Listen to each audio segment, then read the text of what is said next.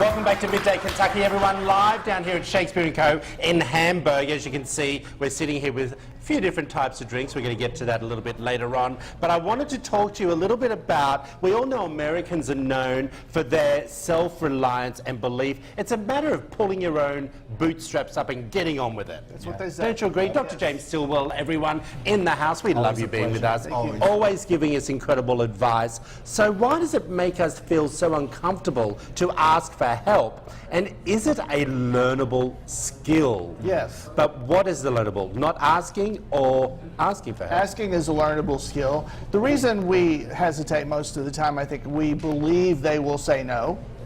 And that's not a rational belief because most people want to help.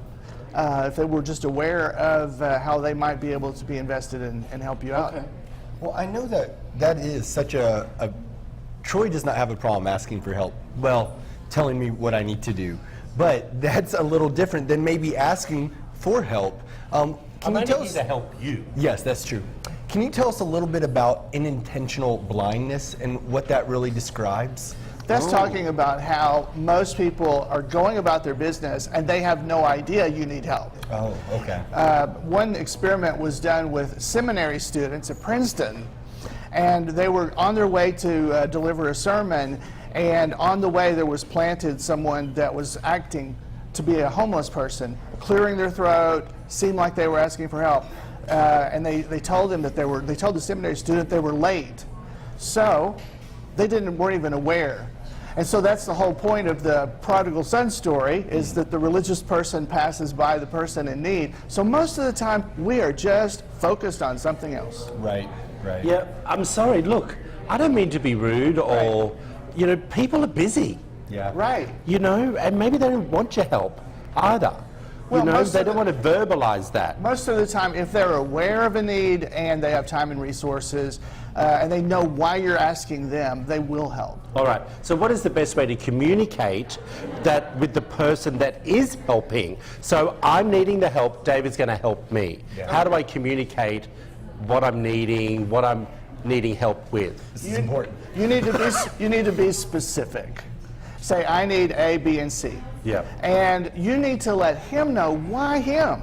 Because that's why if you send out an email to 100 people and say, I need help, nobody's going to respond. Right. Because everybody's going to think, well, somebody else is more qualified than I am. Let him know why. Of all those people, he is the most qualified person to help you. And it's not just clever, it's true. I mean, if it is true, you're going to want to help. But Dave, before we get to the next question, that's something that really irritates me on Facebook. You know, send out those, you know, to all my friends. Right. 5,000 people. And I'm like, and you are right.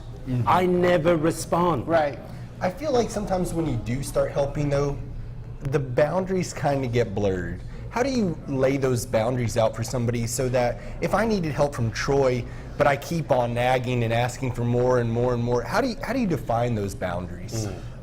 Be aware of the time and resources and respect the need for time and resources of the person who's going to be helping. You know, let them know, I respect you've got a limited amount of time, you've got a limited amount of resources, and they'll appreciate that. Okay, here's a good one.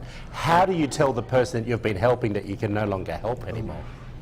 Well, because I've helped people and they keep pushing and pushing and pushing for more help until I blow my stack.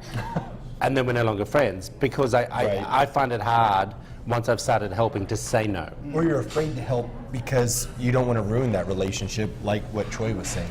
Well, I would say include both. Include, I really want to be your friend. I really want to help you in this instance, but I'm just not able to at this time. Yeah. All right, I got you. Hey, everyone.